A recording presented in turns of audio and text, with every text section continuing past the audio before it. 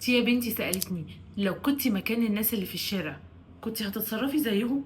الموضوع بدأ وانا قاعدة على مكتبي بحتسي الكوفي بتاعي، وطلع لي خبر بيقول بنت صغيرة ماشية مع مامتها في منطقة الطلبية، وراجل مسن طلع عليها واتحرش بيها، والبنت صرخت والناس جروا وراه لحد ما الراجل وهو بيجري وقع في الشارع، اتخبطت راسه واتوفى. واللي لفت انتباهي بقى ان الناس اتحركت وما سكتتش.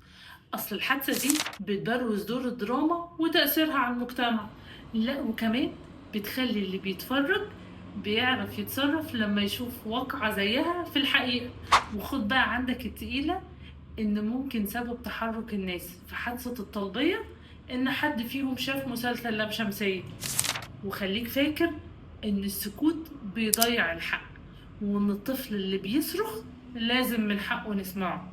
وما تنساش تاخد جولة في الصفحة، وإلى أن نلتقي. سلام.